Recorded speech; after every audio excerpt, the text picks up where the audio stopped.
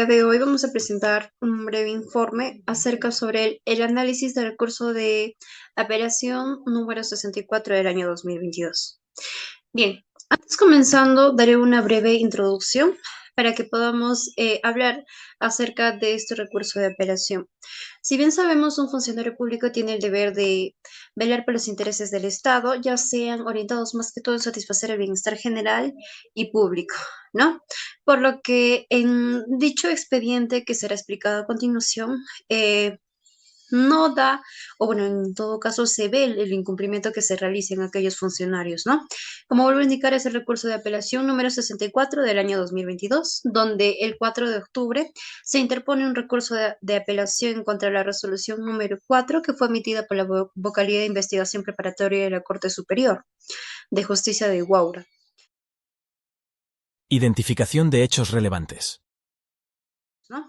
Como vuelvo a indicar, es el recurso de apelación número 64 del año 2022, donde el 4 de octubre se interpone un recurso de apelación contra la resolución número 4 que fue emitida por la Vocalía de Investigación Preparatoria de la Corte Superior de Justicia de Huaura, por lo que se atribuye a Javier Edgar Rezábal Falcón, quien habría solicitado a la denunciante Nelly Herrera Morales, aprovechando, ¿no?, de la situación en la que se encontraba con su pareja, sacándole alguna suma de 4.000 soles en beneficio propio, con el fin de influir en la decisión de la investigación que se venía realizando en el caso de turno fiscal contra los detenidos Iván Eduardo Jiménez y Lucio David Icona, quienes habían sido presuntamente acusados sobre el delito contra la seguridad pública de peligro, común de fabricación, comercialización y uso de armas en agravio al Estado, en el donde, bueno, la denunciante Nelly Herrera Morales se entrevistó con el diputado en el frontis de la Dipincre de Guaral, donde se le indica a este que le espere 10 minutos y a la vez le indica que suba a su automóvil. Tras escuchar esto, la señora denunciante lo que decide es activar la grabación de voz para que también pueda acreditar dicho acto ilícito, por lo que este aprovecha el suceso ofreciéndole que le dé a cambio una suma de dinero, que estamos hablando de 4.000 soles, con la finalidad de que él pueda ayudar a su esposo, ya que él estaba inclusive creando falsos sucesos, indicándole que su esposo estaba en una terrible situación en la cual podía estar preso 12 años. ¿No? Por lo que la denunciante decide también apersonarse a la División de Investigación Criminal de Ural, por lo que decide presentar también su denuncia verbal por dicho acto ilícito, dando también la apertura a una nueva investigación, ¿no? Por los presuntos delitos que estaría cometiendo dicho funcionario. Problemas jurídicos principales. Bueno, continuaré con los principales problemas que se encontraron en la apelación número 64/2022, ¿no?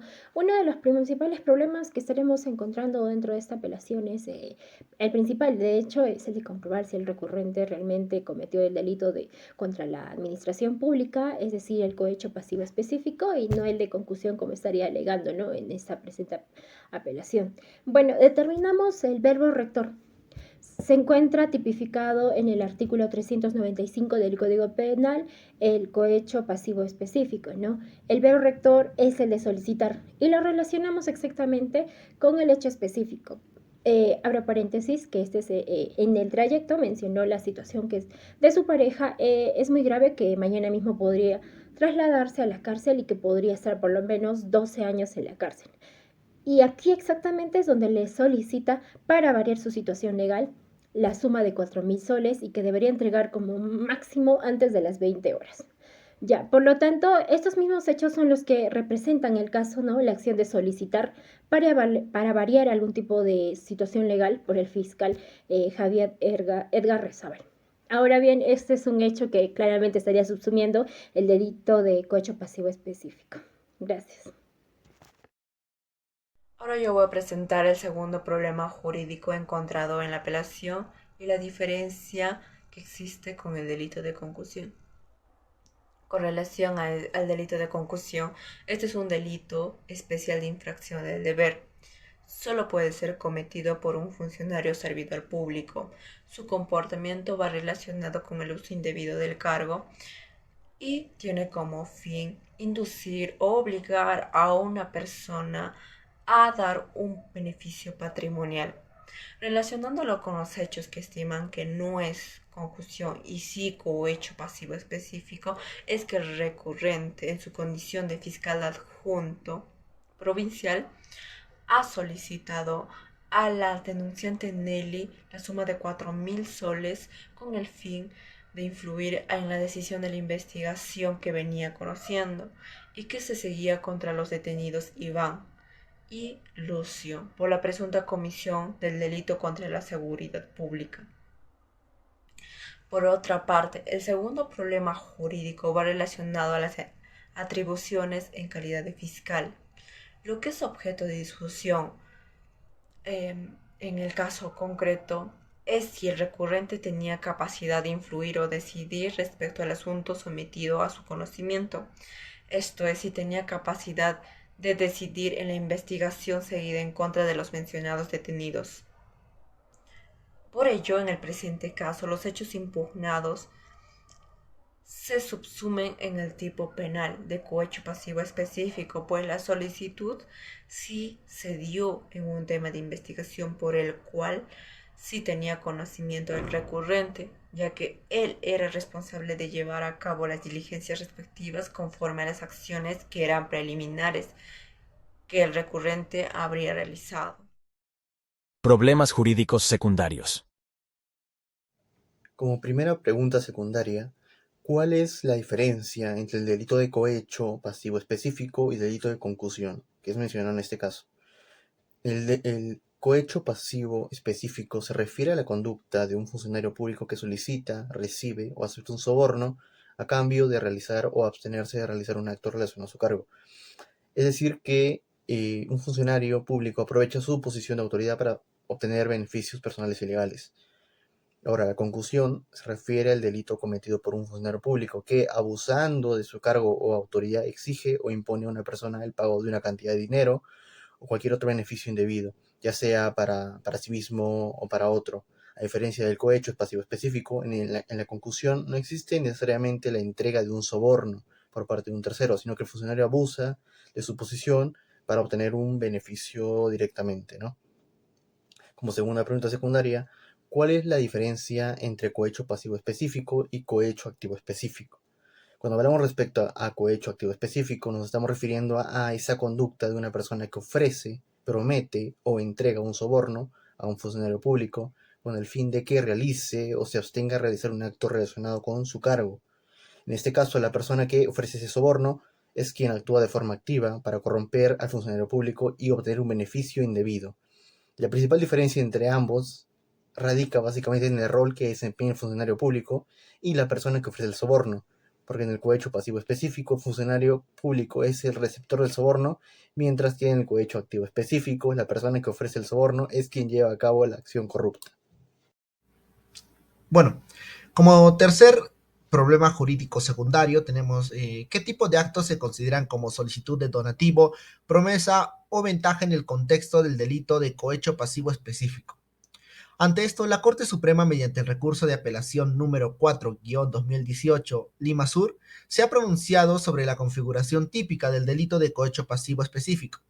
Ante esto nos dice que el tipo penal exige que el agente público solicite al abogado o otra parte procesal o a sus familiares de forma directa o indirecta, terceros, intermediarios u otros, los medios corruptores de donativo y o cualquier otra ventaja como dinero, bienes o también favores sexuales. Pero también se exige un vínculo normativo que está dirigido a influir en la decisión de un asunto sometido a su conocimiento y competencia jurisdiccional.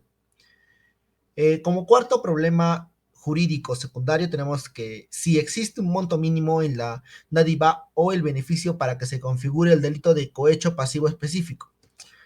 Ahora, en el contexto del cohecho pasivo específico, se considera delito cuando el funcionario público solicita o acepta directa o indirectamente dádivas, promesas o cualquier otro beneficio económico o también material, ya sea para sí mismo o para un tercero, a cambio de realizar u omitir un acto propio de su cargo. A diferencia de otros delitos donde se especifica un valor mínimo requerido para configurar el delito, El cohecho pasivo específico se centra en la acción de solicitar o aceptar el beneficio indebido, independientemente del valor monetario del mismo. Esto significa que cualquier beneficio, sin importar su cuantía, puede ser considerado como cohecho pasivo si cumple con los demás elementos del delito. Normas jurídicas aplicables al caso. Yo les voy a hablar acerca de la identificación del marco jurídico. En el caso presentado, se refiere a un recurso de apelación interpuesto por el encausado Javier Edgar Rezabal contra la resolución número 4 emitida por la Fiscalía de Investigación Preparatoria de la Corte Superior de Justicia de Huaura. El encausado es acusado de cometer el delito contra la administración pública, corrupción de funcionario, cohecho pasivo en agravio del Estado. A continuación voy a dar análisis al marco jurídico aplicable en el caso y las normas pertinentes. Bueno, según la Constitución Política del Perú, en el artículo 41 nos habla sobre los principios de la función pública y la prohibición de la corrupción. ¿Qué dice?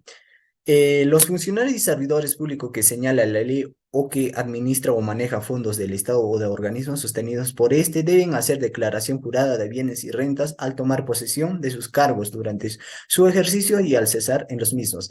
Además, en este artículo nos habla sobre la responsabilidad de los funcionarios y servidores públicos, así como el plazo de su inhabilitación para la función pública, y en el caso concreto se le tiene que atribuir al ex fiscal adjunto Javier Edgar Rezabal Falcón de la Fiscalía Provincial Penal Corporativa de Huaura. Además de ello, en el artículo 159, inciso 2, nos habla sobre las atribuciones del Ministerio Público, que le corresponde al Ministerio Público velar por la independencia de los órganos jurisdiccionales y por la correcta administración de justicia.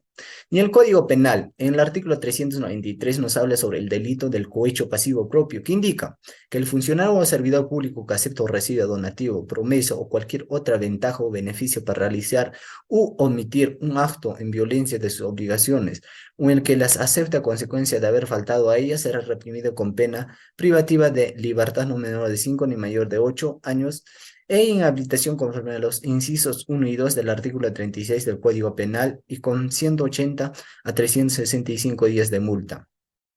También hemos citado la Ley Orgánica del Ministerio Público, el artículo 1, que habla sobre las funciones. El Ministerio Público es el organismo autónomo del Estado que tiene como función principal la defensa de la legalidad, los derechos del ciudadano y los intereses públicos, la representación de la sociedad en juicio para los efectos de defender a la familia, a los menores e incapaces y el interés social, así como para velar por la moral pública, la persecución del delito y la reparación civil. Posición del grupo. La posición de nuestro grupo es a favor de la decisión de la Corte Suprema de Justicia, ya que en el caso en concreto el tipo penal de cohecho pasivo específico que se encuentra en el artículo 395 del Código Penal nos indica que la solicitud del donativo, promesa o cualquier otra ventaja o beneficio se haga con el fin de influir en la decisión de un asunto que esté sometido al conocimiento del sujeto activo. Y de acuerdo a los hechos, en este caso se cumplió con estos elementos del tipo señalados, pues vimos que en la solicitud se habría dado en una investigación asignada al recurrente Javier Edgar Rezabal Falcón en su calidad de fiscal provincial adjunto, y habría estado llevando a cabo las investigaciones realizadas a los detenidos Iván Eduardo Jiménez Soldevilla y Lucio Tinoco Loli, y a su vez era responsable de llevar a cabo las diligencias respectivas. Por otro lado, no se evidencian actos relacionados con el delito de concusión, ya que el delito de concusión, artículo 382, nos indica el funcionario o servidor público que, abusando de su cargo, obliga o induce a una persona a dar o prometer indebidamente para sí o para otro un beneficio patrimonial. Conclusiones.